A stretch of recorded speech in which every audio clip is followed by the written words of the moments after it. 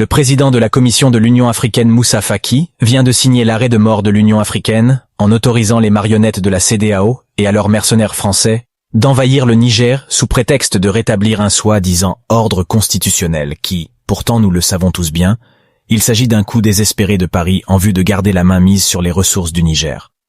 Mais ce qu'ignorent ces terroristes français et leurs marionnettes africaines, c'est qu'il y a en face une force tranquille prête à défendre, une volonté effrénée d'en finir avec le pillage des ressources naturelles de l'Afrique par l'Occident, et en particulier par la France qui vit à 100% de ses anciennes colonies, et qui s'est construite avec le sang des Africains.